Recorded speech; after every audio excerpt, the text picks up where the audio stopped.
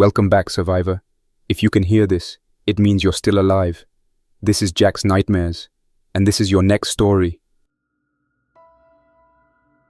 385 days since the first reports. Some call it the outbreak, others say the fall. I just counted from the day we stopped hearing anything real on the radio. That was the last official notice. Department of Homeland Security issuing movement restrictions, listing shelter sites that stopped broadcasting a few hours later. After that, all that came through was static, mixed with pre-recorded loops or survivor chatter, and most of it was already wrong by the time it hit the air. We're in New Mexico now.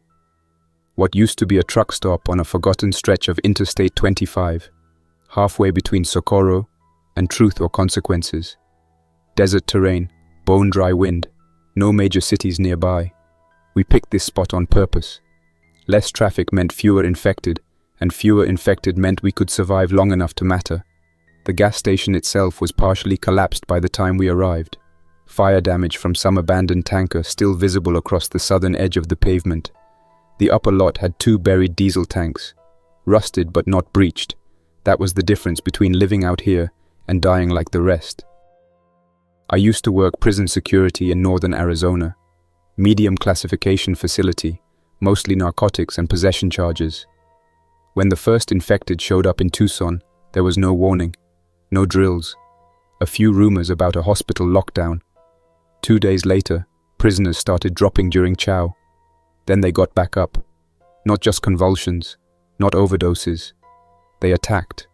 No thought, no hesitation, just movement and aggression. My unit got overrun in less than 3 hours.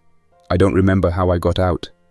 All I know is by the next day, the towers were empty, the fences were cut, and everyone who stayed was gone. I kept driving, east and south. The infected are not the same everywhere. Some move slow, some move fast. Most are somewhere in between. The fast ones burned out early. Too much muscle tearing, too much body heat.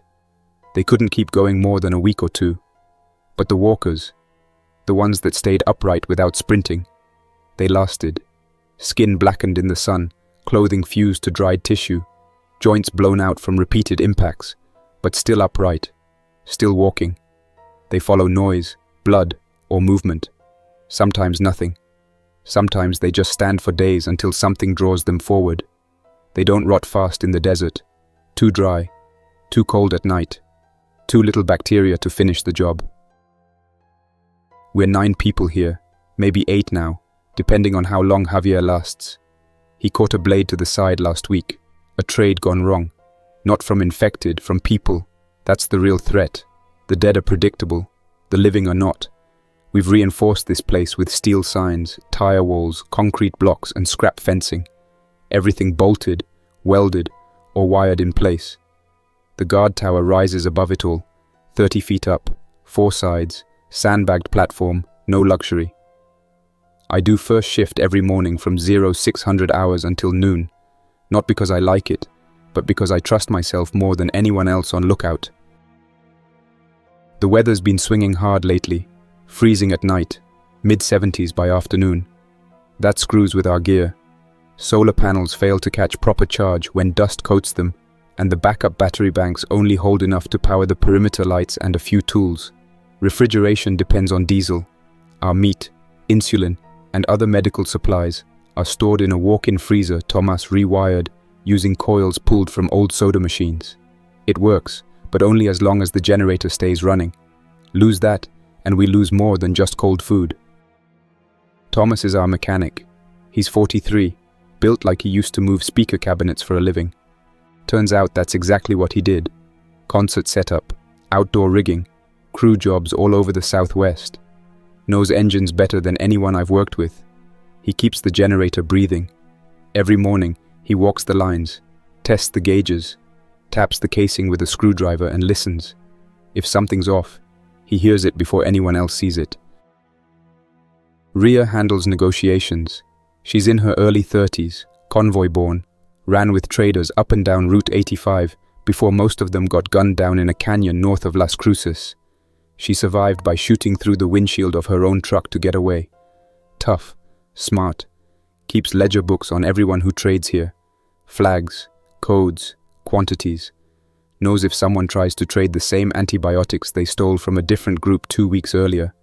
No one gets in without her approval. And mine. Miguel is security backup. I do not trust him fully. He's quick, young, always alert. But something in his eyes isn't right. He's been here 3 months and already reassembled his rifle 17 times. Keeps it cleaner than his hands. Never says where he's from. Never talks about before. But he pulls his weight and hasn't gotten anyone killed, so for now, he stays. Erin is our medic. Civilian, early 20s, former EMT. She keeps the wounds closed, the infections low, and the blood typing accurate. She also needs insulin to survive. Type 1 since childhood. That's why the freezer matters. Not just for the food, but for her. No one says it out loud. But if the generator fails and we lose the insulin, Erin dies. There's no second batch coming. No hospital drop. No pharmacy restock. Everything out here is fixed quantity. When it runs out forever. By 0700 hours, I was already on my second mug of coffee. Not real coffee. Ground chicory, mixed with leftover grounds from a bag marked 2 years expired. Tastes like hot ash, but keeps your head from drifting. The wind came low, east to west, carrying grit and old plastic wrappers that must have been buried under sand for weeks. I kept eyes on the ridgeline. Nothing moved. Around 0800 hours, Thomas came up with the notebook and a look that told me something was wrong. He climbed the tower slow, handed me the page, and pointed at the fuel draw column. "This was yesterday's reading," he said, "and this is what we burned." "Almost a third more than baseline," I said. "Exactly. Compressor. Steady draw, no spikes. You run the math twice?" I ran it 4 times. That meant 2 things. Either we had a leak or someone was siphoning fuel after hours. Neither option was good. A leak meant a rupture in the manifold pipe between the main tank and the generator. If that happened, we'd have seen or smelled it. A theft meant someone inside our own group, or a trespasser getting access without tripping our cans or dogs. Either way, someone was getting too close. By 1100 hours, I'd already circled the property twice, checking weld seams and pressure valves. Nothing disturbed. No prints. The dirt near the west fence had shifted, but could have been wind. Still, I didn't like the pattern. Something flat and even had scraped across the ground. Could have been dragged tubing. Could have been tire track from a cart. I marked it, photographed it with our one working digital camera, and logged it on the backboard inside the old cashier counter. Ria stayed on the radio the rest of the morning, turning dials, scanning frequencies, jotting down half-heard phrases, mostly static. Every now and then, she caught some chatter, someone calling for rescue near Albuquerque, another warning about an ambush ring east of Vaughan. Nothing useful, nothing that helped us. The only convoy that mattered was the South County Blue Flag Group. 6 rigs, solar mount beds, and turbine fans welded to the cab roofs. They were supposed to bring antibiotics and preserved meat. 3 days late now, no word. "Could be they got raided," she said. "Could be worse," I answered. "You think they're dead?" "I think we better prepare like they are." By 1500 hours, Miguel spotted movement on the southern ridge. Small, low to the ground, fast. Not walking dead, not human either. Probably a stray or a coyote. Still worth logging.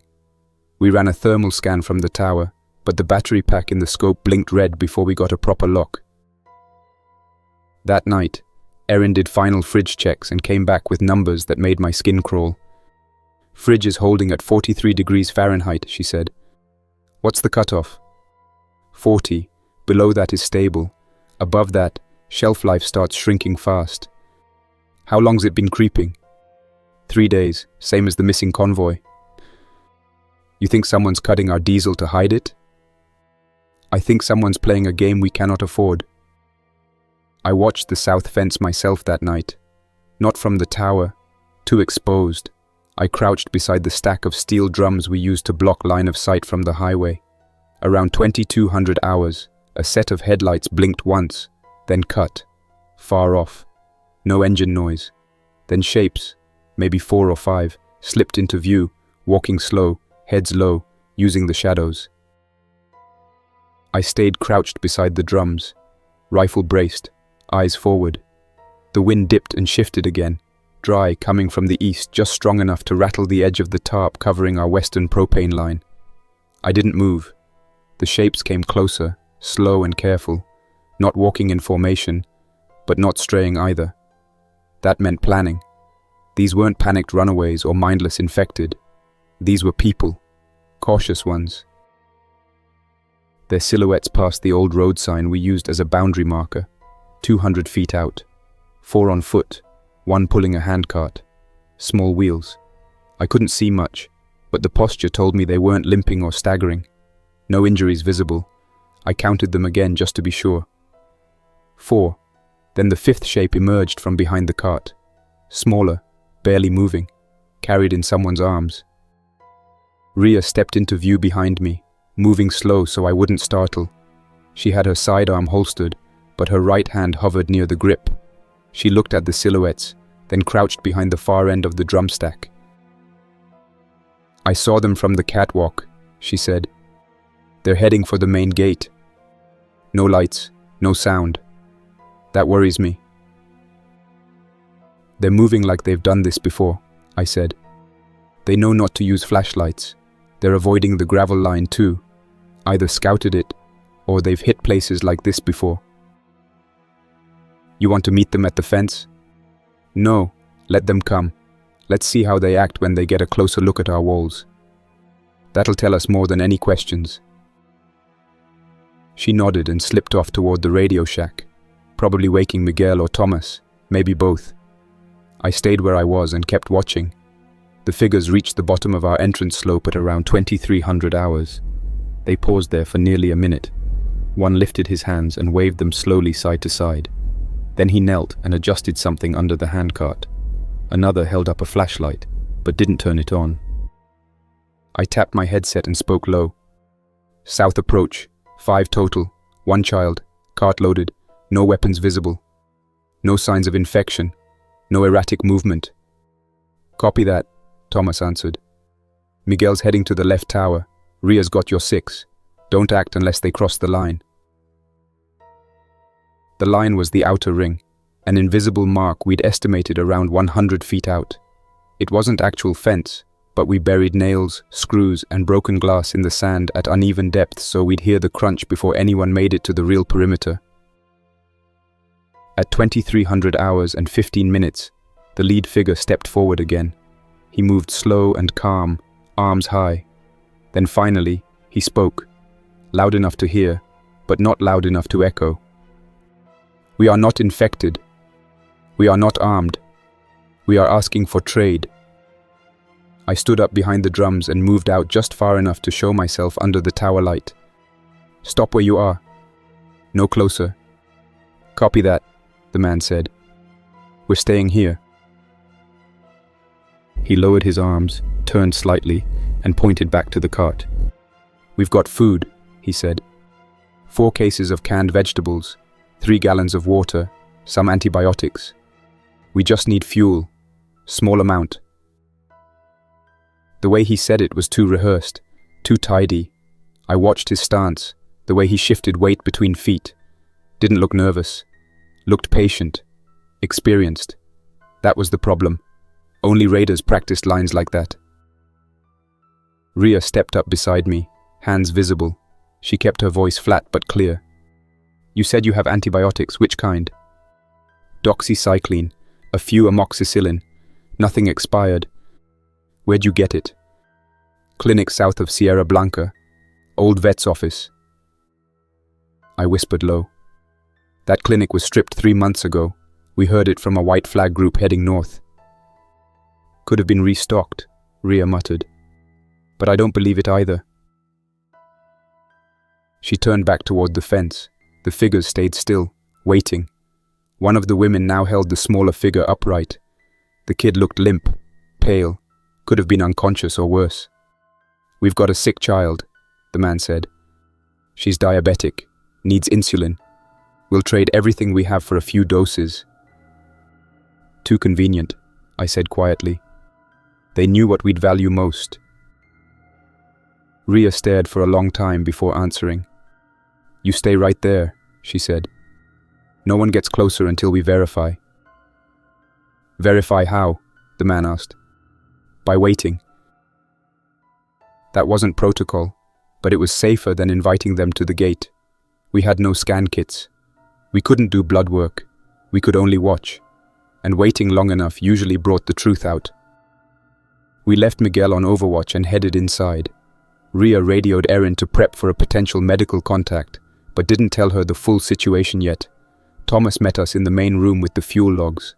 The draw numbers were still off, another quarter tank missing. That meant someone was definitely taking more than their share, or using it without authorization. I checked every valve again, Thomas said. No leaks, no pressure drops. So someone's tapping it, I said. Or we're being scammed, Ria said. Fuel disappears. Suddenly we get a trade request for a kid who needs insulin. It's too neat. Miguel radioed at 0100 hours. Cart's gone, he said. 2 of them are walking the perimeter, one near the west tanks. Anyone breach? I asked. Not yet, but they're probing. We responded fast. Thomas stayed behind. Ria and I flanked the perimeter in opposite directions. I took the west fence, found one of the silhouettes moving slow along the outer gravel path. I watched from behind the rebar sheet until he passed, then stepped out with the shotgun raised. Back away, I said. Now. Didn't mean harm, the figure said. Was just seeing if you had a breach point. No threat. You're the threat. We're not raiders. We're just desperate. I didn't lower the weapon. I walked him backward toward the others and made sure every step was loud enough to signal the rest of the team. Ria met us near the front lot, rifle raised but not aimed. Miguel joined from the left with the thermal scope mounted. We gave the group one last chance to prove themselves. Offered a counter trade, no insulin, just 1 gallon of diesel for their food, no contact, no entrance. They refused. You have more than enough, the lead man said. She'll die if we don't treat her. Then you should have planned better, Ria answered. Everyone dies out here. Your mistake doesn't mean we have to risk all of us. The man stared at her for a long time, then said nothing. He turned and walked back down the hill. The others followed. No words, no threats, no second attempt. An hour later, the kid's body was left at the base of the slope, wrapped in an old blanket. No note, no message, no noise. Erin was furious when she found out. Threw a tray against the freezer wall and screamed at us both. Said we were no better than the dead. Said we could have saved her. The tray didn't break, but the sound echoed through the concrete room louder than it should have. Thomas was leaning over the freezer compressor with his sleeves rolled, a wrench in his left hand. He flinched when it hit. I didn't. I'd heard worse, watched worse. She was real, Erin said. You saw her, carried, pale, could have been in diabetic shock. You just turned your backs, sent them away with nothing. And if we had opened the gate? I asked. What then? What happens when that cart turns out to have a rifle under the tarp? What happens when she starts coughing blood in the freezer and we don't know if she's infected or just dying? We risk everyone. She was already dying, Erin said. You didn't even try. Neither did they, Ria cut in. You saw the way they walked away. No pleading, no threats, no desperation. They weren't scared. They were trying a plan, one that didn't work. Erin didn't answer after that. She stormed out of the freezer, slammed the storage door behind her, and didn't come back until hours later. She wasn't wrong, but she wasn't right either. The line between cruelty and necessity has thinned down to bone. I spent the rest of the morning doing a full check of the outer perimeter. There were no signs of forced entry, no new footprints.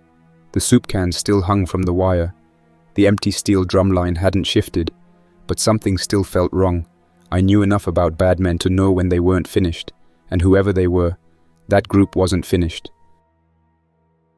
Thomas caught me coming in through the side corridor and handed me a folded page from the logbook. He'd circled the fuel draw from the last 3 nights. The numbers were worse than before, 15% higher than they should be, even accounting for the extra radio use and freezer strain. "I've checked the tank seals, the pipe, the main valve, the spill catch," he said. "No leaks, no cracks. Pressure stays stable from the top all the way to the generator inlet." "Then someone's pulling from the line," I said. "Or using the backup taps without logging it." "We've only got 2 backup taps. Both capped. I checked them this morning. One of the hose brackets was bent." "Bent how?" "Not all damage. It looked like someone jammed the cap on too fast, not seated right." That was enough for me. We had a thief inside the fence, no question now. Fuel wasn't leaking into the sand. It was disappearing out the back. Whether for trade, for power, or something else. I didn't care. Someone was compromising our survival for their own benefit. Ria wasn't surprised when I told her. She didn't look angry either. She just nodded, rubbed her temples, and asked for names. "I don't have names," I said. "But I have a timeline. Whoever it is, they're doing it after second shift and before sunup. That narrows it to 2 possibilities." "Erin and Miguel," she said, finishing the thought. "That's when they do restock and tower checks." "I don't think it's Erin. She doesn't even know how to tap a manifold." "She's smart. She could have figured it out." "Miguel's been edgy since the group showed up. Cleaned his rifle twice last night. Didn't sleep." Ria frowned and leaned back against the wall. The sun had climbed high by then, casting sharp light through the cracks in the wall sheeting. I could see dust dancing through it, falling over the equipment racks like tiny static. It made the air feel brittle. "Then we watched them," she said. "Tonight, no contact, just observation. We catch someone near the tanks or the taps. We decide what to do then." I agreed. Surveillance without confrontation. That was the plan, at least until someone made it personal. That evening, I pretended to rack out early, took one of the bunks in the northern trailer and let the door stay slightly ajar. Through the crack, I could see the yard if I kept low. Ria posted herself behind the backup generator housing. Thomas climbed the east tower, no rifle, just binoculars. We waited. At around 0100 hours, Miguel exited the radio shack alone. He wasn't on shift. He moved quietly, hugging the west wall, keeping low. He crossed the main lane toward the propane storage, but didn't stop there. Instead, he turned behind the old tire wall, heading straight for the fuel shed. I followed without sound, bare feet in worn socks, rifle slung. I stayed low, using the old RV chassis as cover until I saw him kneel near the backup tap. He wasn't carrying a container. He had a plastic line. Old irrigation hose. Looked like he was trying to draw a siphon without triggering the cap's pressure valve. He didn't notice me until I was 10 feet behind. "Stand up," I said. "Slow." "It's not what it looks like," he said. "You're pulling fuel from our reserve line with an illegal tap." I was going to put it back. "Put diesel back into the line?" I asked. "You know how stupid that sounds." "You don't understand. There's a group out west, X-Guard. They've got kids. They offered me protection in return for a regular trade." Ria arrived, rifle drawn but not raised.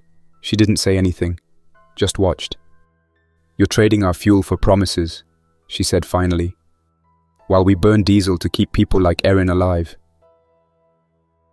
They said they'd take us in if things go bad. This place isn't going to hold forever." "So you decided to hedge your bets by bleeding our supply?" I asked. "You think we won't survive, so you try to buy yourself a backup plan?" Miguel didn't answer, just stood there, eyes low, hands open, no weapon, but no remorse either. "I'm not going to shoot you," I said, "but you're not staying here. I have nowhere else to go. You made a deal with someone who's not us. Go join them." We gave him a pack with 2 days' worth of supplies, a canteen, and 1 clip of rifle rounds. Nothing else, not even a flashlight. Ria watched him walk down the slope until the dark swallowed him. She didn't speak until he was gone. You think he told anyone where we are? Of course he did. We slept in shifts the next few days, reinforced the backup tap with welded steel brackets. Thomas rewired the pressure monitor to trip a silent alarm if it dropped without notice. Fuel draw stabilized, no more spikes, but the damage had already settled into the group. Trust was thinner now. Erin wouldn't look at me, not because of Miguel, because of the girl at the fence. Her anger hadn't faded, it had just changed shape. I caught her one night near the north end of the compound, standing just outside the auxiliary storage unit. She had the medkit open on a folding crate and was counting vials under a red lens flashlight. She looked up once when she noticed me, then went back to what she was doing without a word. I didn't ask what she was looking for. She didn't offer. I just stood there for a while, watching the wind shift grit over the roof of the trailer. That morning, Rhea intercepted a signal on the backup transceiver. Not a loop, not static, not automated weather junk. It was a voice. Male, steady, no hesitation. Fuel depot echo, it said. Repeat, fuel depot echo. Blue flag convoy is compromised. Do not expect contact. Evac recommended. Out. That was it, I asked. One transmission, Rhea said. No reply channel. He cut right after. Blue flag convoy was our most consistent trade partner. 6 rigs, well armed, disciplined. They never brought infected to our fence. Never haggled, never stalled. If they were compromised, it meant one of two things: ambush or betrayal. Either way, they weren't coming. That left us without antibiotics, without dry rations, and with a storage bay full of fuel that no one was coming to trade for, which meant it was now bait. Rhea paced the east fence line most of that afternoon. She didn't say it, but I knew she was thinking the same thing I was. Something else would come. It always did. And this time, it wouldn't be 5 half-starved survivors asking for medicine. At 0900 the next day, we spotted the vehicles.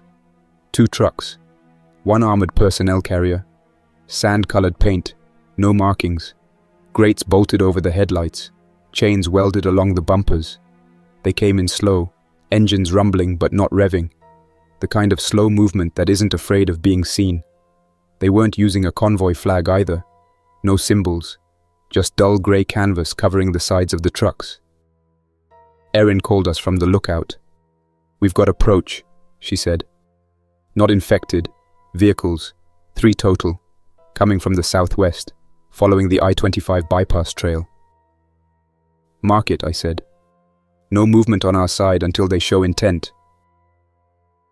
We watched from the towers. Rhea took north. Thomas climbed onto the roof of the diesel shed with the scope. I stayed behind the tire wall with the bolt action. When the trucks got within 200 feet, the APC cut its engine. The other 2 rolled forward another 20 yards before stopping. A man stepped out from the lead truck. Tactical vest, not military. Tan fatigues, no insignia. Clean shave, looked late 40s. Confident posture. He scanned the wall line, then raised both arms partway, palms out. Depot crew, he said. We're here for trade. Where's your flag? Rhea called back from the tower. Don't use one. Don't need one. You'll remember us anyway. Rhea looked down at me from her tower. I shook my head. We didn't remember him. At least, I didn't. That didn't mean he was lying. People had a way of showing up later with pasts you didn't recognize. I want to talk to Rhea, the man said. She's the one who ran with Mid-South Route 2 years ago. Truck call sign Clover 5. I didn't put that out over comms, Rhea muttered. He's legit. That doesn't make him safe, I replied. Rhea climbed down and walked to the gate. She didn't open it, just stood behind the steel mesh and nodded once. You knew my old truck, she said. What do you want? Fuel, the man said. Same as everyone, but we're not bartering. This is a requisition. You've got stores, we've got need, and enough guns to make sure you understand. She didn't flinch, didn't blink, just stared at him. You planning to take it then? We're not animals, he said. We'll give you what's fair. 1 vehicle's worth of antibiotics, 3 flats of dry protein, a satellite radio that still works. That's not enough, Ria said. We've had more than that offered by farmers with 1 truck and half a stomach between them. This isn't a negotiation, he said. We'll be back tomorrow at 0800 hours. That's your chance to reconsider. And if we don't? Then you'll lose more than fuel. He didn't raise his voice, didn't threaten directly, but there was no mistaking it. I watched the way his crew stood. Their rifles were held casually, not pointed, but all had clear lines of fire. The APC's top hatch was cracked open. I saw someone inside with a belt-fed weapon just low enough not to be visible from the tower. The 3 vehicles turned around and drove back toward the I-25 bypass. Same speed, no rush. That was the most unsettling part. No one who's bluffing walks away that calmly. Thomas came down from the roof and met us near the fuel shed. He didn't say anything at first, just took off his gloves and leaned on the workbench. How many men did you count? I asked. 10 visible, probably more inside the carrier. Looked like a Madsen turret on the top plate. Could tear through our wall in 60 seconds. And the trucks? Flatbeds, reinforced axles, built for pulling loads, not speed. This is a fuel snatch team. They've done this before. Ria sat on a folding chair by the tower base and lit a cigarette from the emergency pack we keep duct-taped under the rail. She never smoked unless something was seriously off. She took a long drag before speaking. They knew who I was, she said. They knew how we operate. They probably know our layout. That means they've watched us. And Miguel may have told them more, I said. If he was already working with someone on the outside, they're not just opportunists. They're organized. We started prepping fallback plans. Thomas and I set up a perimeter map on the dryboard inside the command trailer. We marked choke points, weak spots in the wall, and fallback zones in case of breach. I dragged out the last of our claymore traps and placed them along the west-facing perimeter.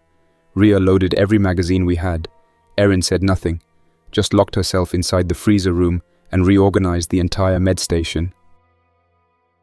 We spent the rest of the night tightening bolts, resealing seams, and clearing out the line of fire around the main gate. Every part of the yard had to be defensible. I moved the rebar pile to build a second barrier behind the northern propane cage. Thomas dug out the spare generator crate and rigged it into a backup power cell, then ran hardwired lines from it to the LED flood towers and the freezer relay. If the main generator went out, the secondary would give us 90 minutes, enough time to either fix the main or destroy what we had so no one else could take it. That was our unspoken fallback. If we couldn't hold, we torched the entire depot. Ria took inventory of all our active weapons, 3 rifles with scopes, 2 semi-auto shotguns, 4 working pistols, 1 bolt action I kept clean daily, and a few improvised devices we never talked about unless we had to. Most of the ammo was mixed lot salvage. Only the shotgun shells were factory new, part of a shipment that came in 6 months earlier through a group that claimed they found a sheriff's department armory cleared out but intact. We never got their names. They were dead a week later. Burned out vehicle near Deming. Ria said it was an ambush. I never confirmed that. At first light, I made a full sweep of the yard while Thomas checked the generator feed. Everything looked secure. No new prints, no trash, no drag marks near the fence. The claymores were still wired and armed. I kept my steps tight, low profile, one arm over the rifle sling. My hands were starting to ache again. Old injuries from before the outbreak, scar tissue along the knuckles, bone not healing right after a collapse in the prison yard. Never got it reset. Doesn't matter now. We regrouped in the main trailer at 0700 hours. Ria laid out the last ration sheet. Erin stayed near the freezer room, arms crossed, silent. She hadn't spoken since the convoy left the day before. Her silence said more than yelling would have. She knew what was coming. We all did. We've got enough food to hold for 16 days at current use, Ria said, voice flat. Water's good for 24 if we keep the barrel filters rotated. Ammo's low, fuel is stable, but we'll burn through it fast if we run the perimeter lights full time. So we cut back, Thomas said. Half-light schedule, Only Night Watch gets full beam. We've already cut back twice, Erin snapped, her voice sharp now. We've halved my medical stockpile. We've frozen patients. We lost the last 3 doses of morphine because someone opened the fridge too long. That wasn't sabotage, I said. It was a mistake. It happened. We move on. That mistake means someone else dies slower when this place burns, she replied. And it's going to burn. We all know that. She walked out, didn't slam the door, just closed it hard enough to let the latch catch. I let her go. There was nothing else to say. Ria went through the ration list again.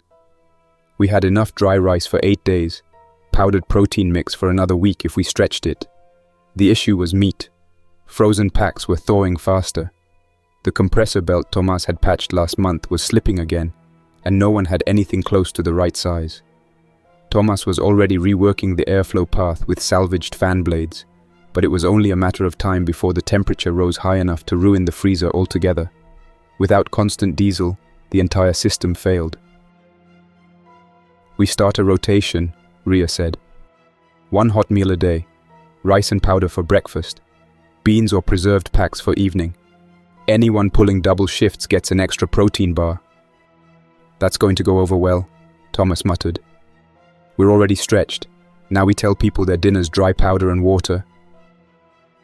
They'll get over it, I said. We're alive. That's the trade. We posted the new ration rules in the mess trailer and pre-packed daily kits for the next 10 days. I took first shift with Thomas loading the boxes.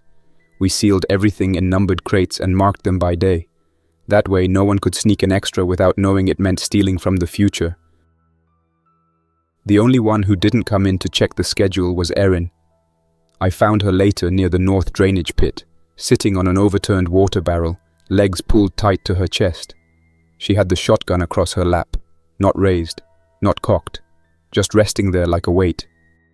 You think we're going to survive this? She asked without turning. Depends on what you mean by survive. I mean live through it, not just crawl out burned and alone. I mean wake up somewhere safe and believe it's over. No, I don't think that's coming. Then what are we doing here? Buying time. That's all we ever do anymore.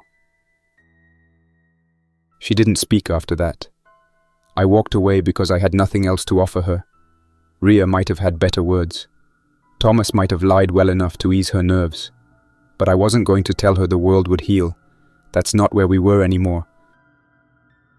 At 0600 hours, I walked the wall again. Same route, same steps. Everything looked normal until I reached the northwest perimeter. There, in the sand, about 6 feet outside the fence line, I found a boot print. Not fresh, but not wind-worn either, just sharp enough to stand out. The treads didn't match any of ours. We've been scoped again, I said over the comms. Marking northwest sector, single footprint, partial.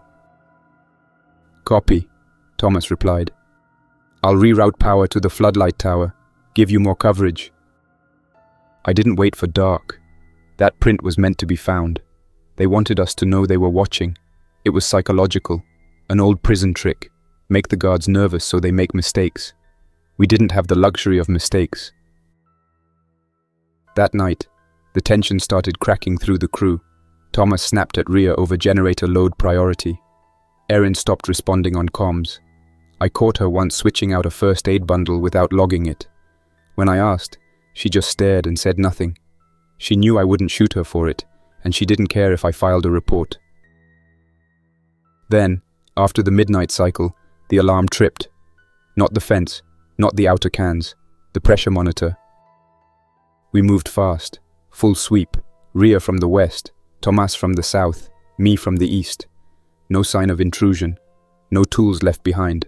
The manifold was intact, but the gauge had dropped, just enough to trigger the threshold. Thomas recalibrated the relay and ran a diagnostic. The system was working. That meant someone opened the tap. Inside job again? Ria asked. No, Thomas said. No cut wires, no valve shift. Just a flicker, like something vented pressure, then resealed. Could that be environmental? I asked. Only if the pipe got hit. That meant contact. Someone had touched the pipe from the outside, just enough to force a pressure shift. Another message, another test, and if it wasn't a test, it was a setup. Thomas ran another check on the sensor logs while Ria stayed in the tower scanning the southwest ridge. We'd gotten good at recognizing patterns. This wasn't random. They were probing for weakness, measuring response times, seeing if we were still alert. They weren't in a hurry. That was what made them dangerous. I stayed low along the southern wall for the next 2 hours, watching through a gap between the barricade and the tire mound. I scanned for glass reflection, movement, wind disruption, anything to indicate a scope or a crouch line. Nothing. Whoever was out there didn't make mistakes. That narrowed the possibilities. Ex-military, mercenaries, or worse, survivors turned organized with no chain of command left to hold them back. Ria radioed down from the tower just after 0600 hours. "They're coming back," she said. Same formation, APC up front, trucks staggered behind. Slow approach, less dust this time. They're being careful. "How many do you see?" I asked. 12 confirmed, 2 on foot near the lead truck, no weapons drawn, yet. Thomas joined me by the west barricade. He had the radio set clipped to his belt, hands dirty from working the compressor again, but he kept his voice steady. "We gonna talk to them?" he asked. "We let them talk first," I said. "And we don't unlock anything unless we see what they brought." The vehicles stopped at the same distance as before. 2 men stepped out from the APC this time. Same guy from before and a second, taller, with his jacket zipped halfway up and a large radio unit slung across his chest. The first man raised his hand like before. "Depot crew," he called. "You had time to reconsider." "You never made an offer worth considering," Ria answered, voice sharp through the tower speaker. "We offered supplies, equipment, a chance to join something stable. You offered threats. There's a difference." The man lowered his arm. He didn't pace, didn't fidget, just stared at the gate with the kind of calm that only comes from a man who has made peace with what's coming. "Last chance," he said. "You give us half your fuel stores. You keep the rest. We'll provide rotating security and add you to our trade route. Or we do this the hard way." "If we open that gate," I said over the comms, "you'll take everything, leave us with nothing." "That's your fear talking," the man said. "You think there's still a world where possession means ownership. There isn't. Resources belong to those who protect them best." He stepped back, nodded once to the tall man beside him, and turned to re-enter the APC. No weapons were drawn yet, but everyone felt the shift. We didn't wait for the first shot. Thomas pulled the wire to activate the interior lockdown. All gates sealed, manual release only from the inside. The tower lights clicked off to save power. Ria rotated to the west view with the scoped rifle. Erin remained inside the med trailer, still silent. I didn't expect her to fight, but she had the emergency torch pack ready. If the generator was breached, her job was to incinerate the fridge unit. Nothing was to fall into enemy hands. They didn't fire immediately. That's what made it worse. We watched the APC shift its position slightly, like a snake curling before it strikes. Then, without sound, the truck bed flaps dropped and 2 men ran out, dragging what looked like a metal cylinder on wheels. "RPG?" Thomas asked. "No," I said. "It's pressurized. Gas or foam tank. They're trying to flush us out or set a trap." We waited until they were halfway between the truck and the fence line. Then I gave the signal. Ria fired first, 1 round through the lead carrier's chest. He dropped. The second man froze. Thomas fired from the side panel gap, hitting the edge of the tank.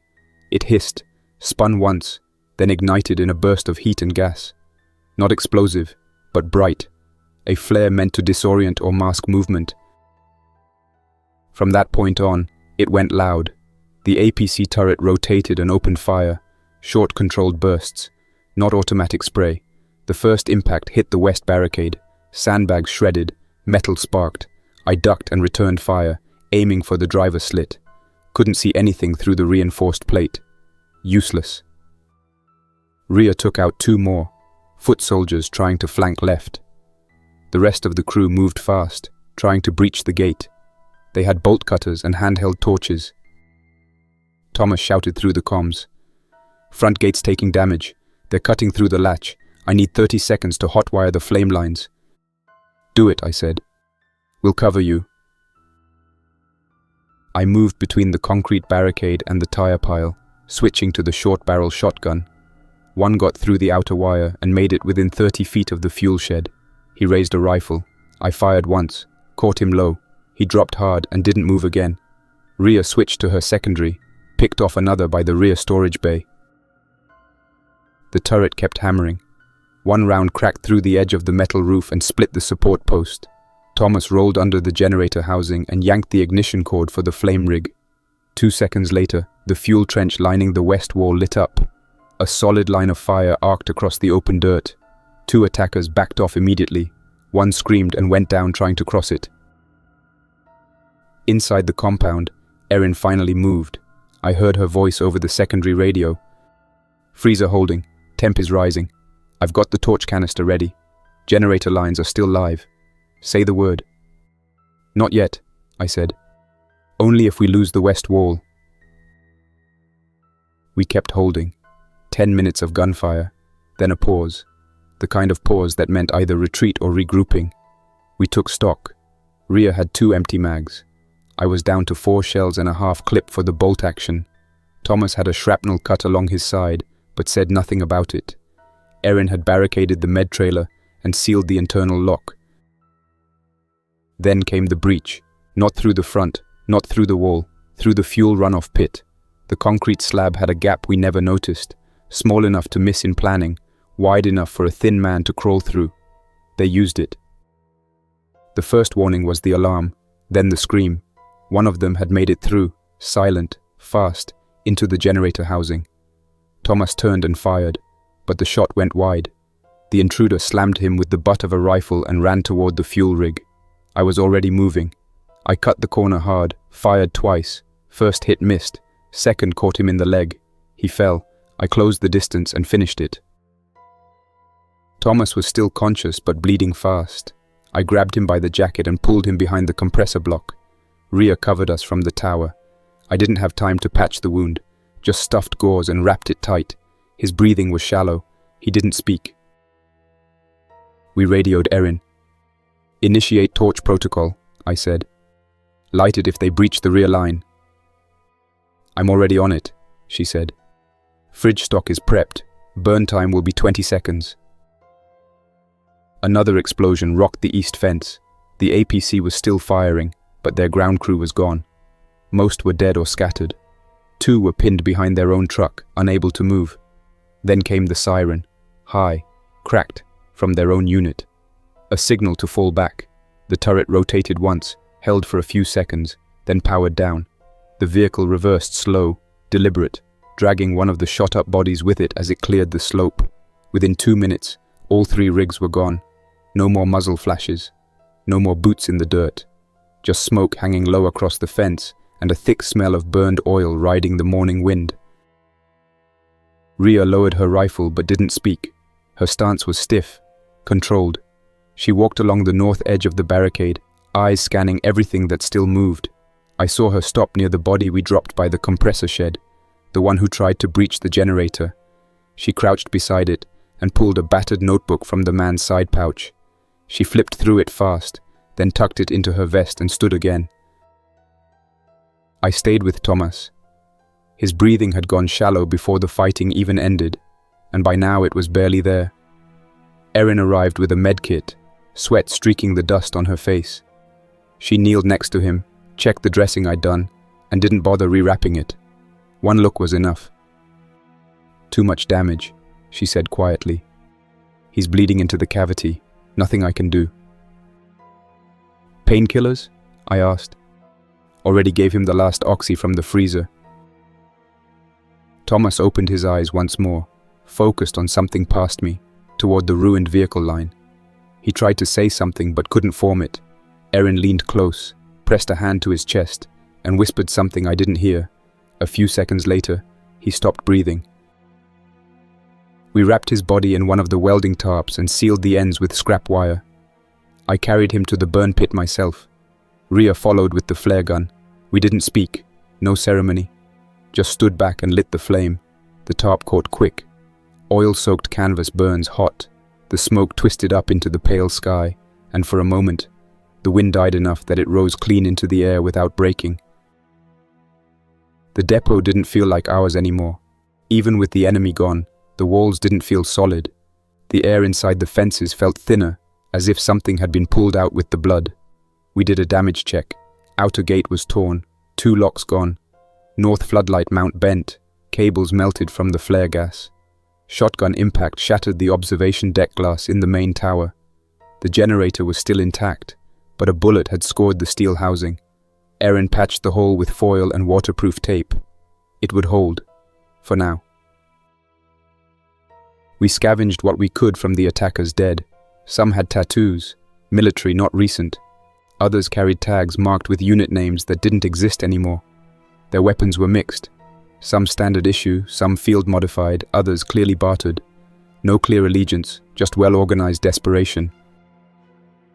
Ria finally showed me the notebook she pulled off the one by the compressor. Inside were notes, names, coordinates, quantities. One of the entries said, Depot Echo, 2 weeks stable, fuel confirmed, 2 generators, 1 radio operator, 1 diabetic, possible leverage, offer trade first, breach if denied. It was dated 11 days ago. So Miguel sold us out, I said. We were a target before they even showed up. He probably never saw it that way, Ria said. To him, it was a backup plan, in case we couldn't hold. Well, now we're down a mechanic. Half our walls are shredded, and we've got less than 2 weeks of rations left. So we leave, she said. The words came out flat, matter of fact, but it landed like a weight. The idea had been floating under the surface for days, maybe weeks. None of us said it. We were too stubborn, too convinced we could dig in and hold. But now there was no illusion left. Thomas was dead, Miguel was gone, the depot was known. Staying meant waiting for the next group, and the next, until someone with more men and less hesitation finished the job. Ria proposed we take what we could carry, fuel, food, medical, and push east. She'd heard radio chatter about a station near Santa Rosa, a water treatment plant that had been converted into a semi-permanent camp. Not military, civilian run, claimed to have solar arrays and passive filtration. It could be a lie, could be a trap, but it was movement. Movement meant control. Erin was reluctant. She'd spent a year stabilizing the medical setup here. She didn't want to start over, but when she looked at the freezer unit, scorched on one side from the firefight, she nodded. She knew what we all did. If we stayed, the next thing to die would be her insulin, then her. We packed what we could, 3 fuel cans each, compressed rations, water filters, the last 2 solar blankets. I stored the bolt action in a hard case and strapped the shotgun across my chest. Ria pulled the wiring from the perimeter lights and stashed the copper coil for barter. Erin drained the med cooler into a thermal pack and stored the insulin in the foam core. Everything else we left behind. Before we left, I went to the freezer room one last time. It still hummed, barely, but the temp readout was flickering. We'd already shut down the generator feed. I walked to the far corner, opened the drawer labeled Emergency Stock, and pulled out the backup recorder. Depot Echo, 388 days since communication silence, I said into the mic. Facility compromised, crew scattered, fuel stolen or destroyed, generator functional but exposed. Do not attempt reclamation. Burned bodies in pit northwest quadrant. Claymores still active along West Trench. No salvage without risk. Survivors heading east. If you find this message, you're standing in the wrong place. Nothing left here but ash and diesel. I placed the recorder inside the battery case, sealed it, and left it by the main console. Ria tagged the breaker box with red tape and the words, "Do not restart. Pressure breached." She shut the main doors, locked them from the inside, and we climbed through the crawl-out tunnel we'd built months ago, in case we ever needed to evacuate unnoticed. Outside the walls, the wind was stronger. I hadn't realized how much the depot had blocked. It carried the scent of dry brush, blood, and something sour beneath it. The desert stretched wide to the east. The road cracked and scattered with bones and steel. We walked with packs heavy and boots slow. A mile out, I turned once. The depot looked smaller than I remembered, just a shape against the dirt, dark smudges on its southern edge from fire damage, the top of the tower bent from gunfire stress. It didn't look like a fortress anymore, just another failed place. Ria said nothing. Erin walked slightly behind, hand on the strap of the insulin pack. We kept walking, east, toward Santa Rosa, toward the next place we'd try to survive. I don't know how long the depot will stand. Could be weeks, could be days before someone else finds it and tears it open for scraps. What I do know is that it wasn't the infected who made it impossible to hold. It was people, always people. The Walking Dead don't ask for fuel. They don't organize ambushes or rig pressure lines. They don't pretend to trade while planning to cut your throat in the dark. The undead just come at you. You deal with them or you don't. But people are worse. That's all for now, Survivor. Thanks for listening. If you want to keep these stories alive, don't forget to like, subscribe, and share your thoughts. And a huge thank you to everyone supporting this channel with extra memberships, especially Carlos Herrera, Luca Mod, Jedala, The Great Anywho. Thanks. Also drop a comment and let me know what story you want to hear next. Jack's Nightmares signing off.